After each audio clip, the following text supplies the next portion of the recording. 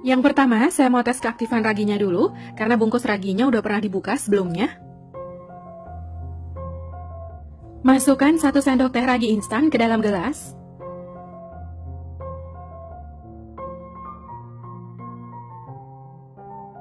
Lalu masukkan 1 sendok teh gula pasir, 150 ml air putih hangat.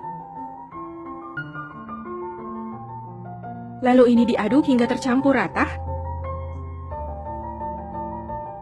Kemudian tutup gelas, diamkan sekitar 10 menit hingga raginya mengembang atau berbusa. Jika raginya masih aktif, dia akan mengembang atau berbusa, dan sebaliknya, kalau raginya udah mati, dia tidak akan mengembang dan berbusa.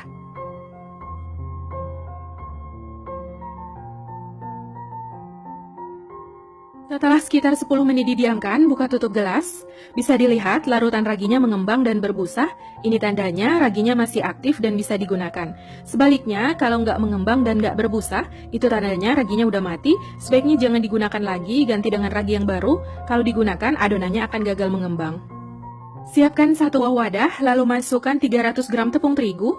Kalau untuk takaran sendok, ini nggak terlalu tinggi menggunung dan nggak terlalu rata, tetapi cembung atau munjung seperti ini, setara dengan 30 sendok makan cembung. Untuk terigunya saya pakai pro tinggi. Lalu masukkan sejumput garam, 1 sendok makan gula pasir. Kemudian ini diaduk hingga tercampur rata.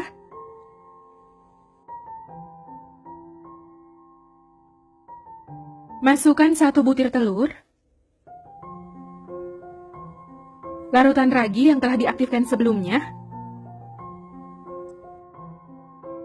2 sendok makan minyak goreng,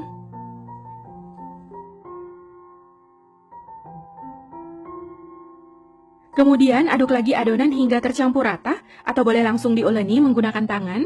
Ini saya aduk menggunakan sendok nasi. Setelah mulai tercampur rata, saya lanjut uleni adonan menggunakan tangan. Ini diuleni sampai tercampur rata aja, nggak perlu sampai kalis elastis, karena ini bukan buat donat atau buat roti. Setelah adonan tercampur rata, bulatkan adonan. Jadi adonannya memang sedikit agak lengket di tangan, tapi nanti kalau udah didiamkan, adonannya nggak lengket lagi. Kemudian masukkan adonan kembali ke dalam wadah. Sebelum dimasukkan, ini wadahnya boleh diolesi dengan sedikit minyak goreng. Sisa minyak goreng yang di tangan boleh diusap-usap ke adonan. Lalu tutup adonan, ini saya tutup dengan plastik wrap, boleh juga menggunakan kain atau serbet bersih. Diamkan adonan selama 30 menit sampai adonan mengembang. Setelah 30 menit didiamkan, ini adonannya udah mengembang, lalu buka tutup adonan. Tinju dan kempiskan adonan agar udara yang terperangkap di dalam bisa keluar. Lalu uleni sebentar adonan untuk memecah gelembung udara yang ada di dalam adonan. Bisa dilihat, ini adonannya udah nggak lengket lagi di tangan dan teksturnya udah semakin lembut.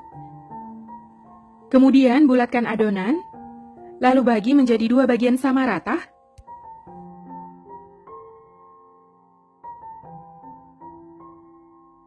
Di sini saya udah siapkan loyang pizza, lalu olesi dengan minyak goreng. Kalau nggak ada loyang pizza, boleh pakai loyang biasa. Kemudian letakkan adonan di atas loyang. Lalu pipihkan adonan hingga membentuk bulatan seperti loyang. Kalau adonannya dirasa lengket di tangan, ini tangannya boleh diolesi dengan sedikit minyak goreng. Nah, ini adonannya udah selesai dipipihkan membentuk bulatan. Selanjutnya, ini siap untuk diberi topping. Ini saya udah letakkan keju mozzarella yang telah dipotong. Lalu saya selingi dengan sosis hingga membentuk lingkaran. Lalu lipat bagian pinggiran adonan ke arah dalam, supaya sosis dan keju mozzarellanya tertutup. Tekan-tekan bagian pinggirannya dengan jari supaya gulungannya tertutup rapat. Lalu potong bagian pinggiran adonan sampai keju dan sosisnya terbelah menjadi 2. Lalu bagian pinggiran yang udah dipotong diputar ke arah kanan atau ke arah kiri, diputar sekitar 90 derajat. Bagian keju yang kebuka ini bisa ditutup dengan adonan, dirapikan supaya kejunya nggak lumer keluar ketika dipanggang.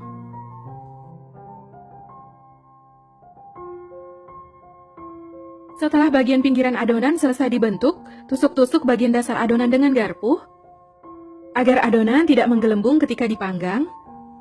Olesi bagian dasar adonan dengan saus. Untuk sausnya boleh pakai saus apa aja. Ini saya pakai saus sambal. Taburi dengan sedikit oregano supaya pizzanya lebih wangi. Kalau nggak ada boleh di skip ya. Lalu taburi dengan bawang bombay yang telah dipotong dadu. Potongan keju mozzarella.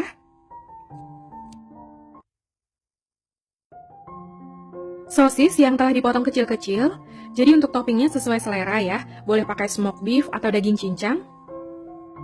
Lalu ini saya taburi dengan jagung rebus. Ini jagungnya udah diprotolin. Potongan paprika. Kalau nggak suka boleh di skip ya. Lalu bagian atasnya ditutup dengan potongan keju mozzarella. Kalau nggak ada keju mozzarella, boleh pakai keju cepat leleh atau keju parut. Lalu taburi dengan sedikit oregano di bagian atas. Nah, ini pizzanya siap untuk dipanggang. Sebelumnya, saya tadi udah panaskan oven.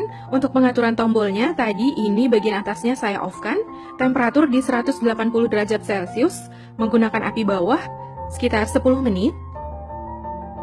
Setelah ovennya panas, masukkan loyang berisi adonan. Ini saya letakkan di rak bagian tengah. Ini saya pakai oven Rafael Windsor dari Gastrolin Indonesia. Pengaturan tombol bagian atas ini di off. Untuk suhunya saya pakai 180 derajat api bawah, sekitar 20 menit sampai pizzanya matang, atau boleh disesuaikan dengan oven masing-masing. Kalau nggak ada loyang pizza, boleh pakai loyang biasa. Ini ukuran loyangnya 26 x 26 cm. Kemudian bulatkan adonan di atas loyang, lalu pipihkan. Jadi caranya sama seperti yang sebelumnya. Ini untuk pinggirannya saya beri sosis semua. Kalau mau pakai keju semua juga boleh ya. Jadi sesuai selera.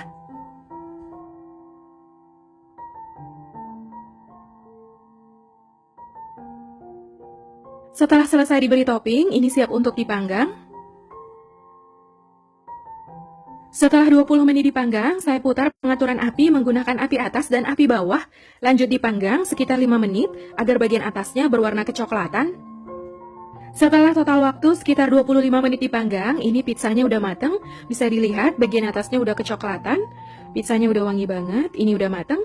Lalu angkat dan keluarkan dari oven. Lalu pindahkan pizza dari loyang. Sajikan selagi hangat, ini makin enak. Kemudian potong pizza. Untuk besar potongannya sesuai selera. Ini dia, cheesy bites pizzanya udah jadi. Hasilnya cantik banget. Kelihatan ini keju mozzarellanya lumer. Wangi oreganonya ini enak banget. Dari sobekannya, pizzanya berasa lembut banget. Matangnya merata. Oven Rafaelnya bagus banget ya. Kelihatan ini bagian dalamnya. Bagian bawahnya nggak gosong sama sekali. Ini yang kecoklatan, keju mozzarella yang bocor ya.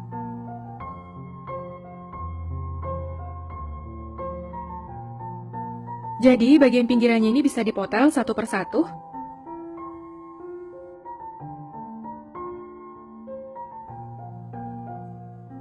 Ini yang isiannya sosis. Bismillah.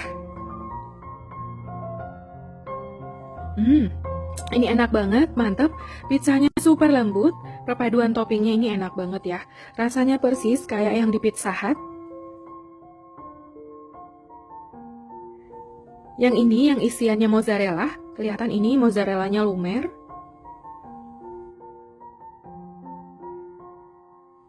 Dicocol saus, ini makin mantep. Ini enak banget, mantep, recommended.